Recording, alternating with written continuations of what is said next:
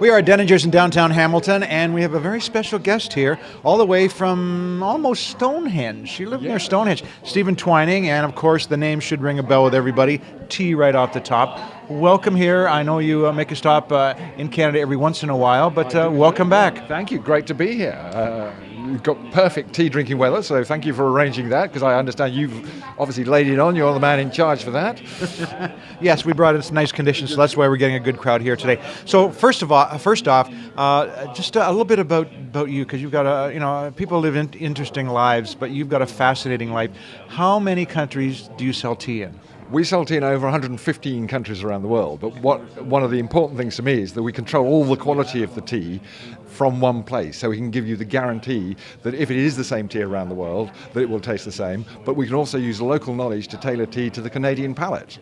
Oh, okay. So, all right, then let me ask you that question right off the top. What is the Canadian palate? Is there anything specific that is different than British or somebody else? I think, take a English breakfast as an example. You'd prefer just a slightly lighter version of English breakfast. The British like their full on, but of course there's always the Irish breakfast if you want that really strong cup of tea. In other words, you can stick your spoon up in it and it stands straight up. That'll be the one. There seems to be a bit of a renaissance in tea right now, but before we get to that, we'll look at some teas here in just a second. I want to ask you, everybody's got their own take on how to brew the perfect cup of tea, but you got to come to Stephen Twining to get the real lowdown. So what is the best way to do it? Right, so the science behind it is the dissolved oxygen in the water that gets the flavour off the tea. So empty your kettle, put in fresh cold water, because that has the most dissolved oxygen. If you're making it in a pot, the tea needs the heat to brew, so warm your teapot, otherwise the body of the teapot reduces the temperature, and therefore you're not going to get the full flavour out of the tea. So once the kettle's halfway hot, warm up your teapot, and then it comes to the most difficult question for me to answer: how much tea goes into the pot? So the old rule is 1 spoonful of tea, or 1 teaspoonful of tea, or 1 tea bag per person, and 1 for the pot. But it's the amount of tea and the amount of water that determines the intensity of the taste. So if you like a lighter cup, you might choose a lighter tea, like a green tea or an Earl Grey. If you like a really strong tea, you might go with the English breakfast or the Irish breakfast, or put more into it so you get more of that taste.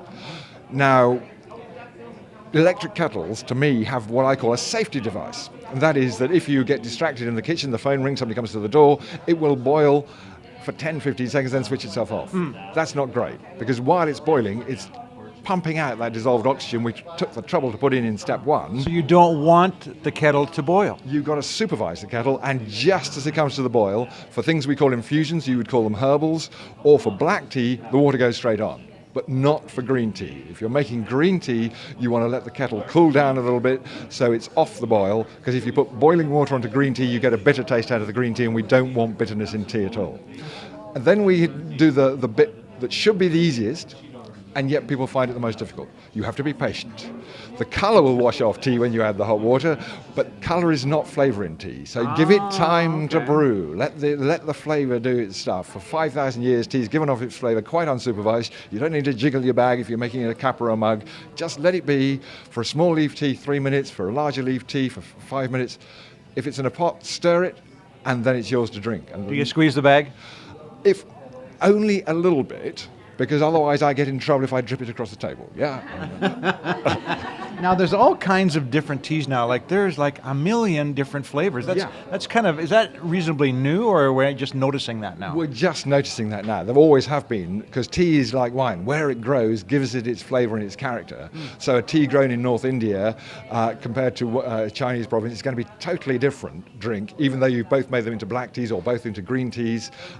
So yeah, absolutely, it's all about the growing environment that gives it its wonderful flavours, and then you can add things to it. So obviously Earl Grey has this citrus fruit, the bergamot, which is somewhere in taste profile between a lime and a grapefruit, and that's just magical when you add it to the right tea. Now, as far as, should you put sugar in tea and milk? Milk, never in the herbals, never in green tea. Yes, I certainly put a splash of milk in my English breakfast on occasions. Maybe add a slice of lemon to Earl Grey if I wanted just a little more citrus elements. Sugar, Oh, no, please, no. Sacrilege. I beg people not to put sugar in tea.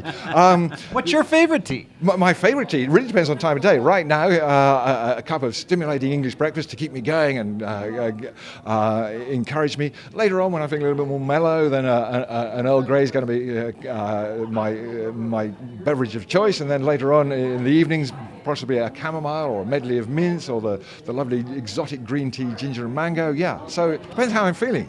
Okay, let's have a look at these teas right here. Yeah. So just tell us a little bit about these different ones. So the first one over here, the light colour, this is a green tea to which we have added mango and ginger. So you get this very soft, delicate, round green tea, a little bit of that sweet mango on the tip of your tongue, and then you get a little bit of warming ginger as it goes further across your palate. These have been made from our new large leaf, loose leaf teas in a tea bag. So by using a larger leaf, you can get more subtle flavours and characters out of it. So these are really exquisite examples of great teas.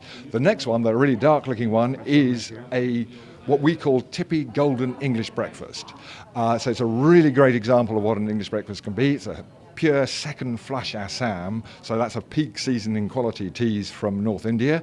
And the final one is naturally caffeine free. This is called Berry Blush. It's a combination of blueberries, raspberries and black currants with a little bit of rosehip and hibiscus in there. So yes, if you want something that's caffeine free, go for an infusion, but really great taste delivery. This is all about maximizing that taste pleasure experience.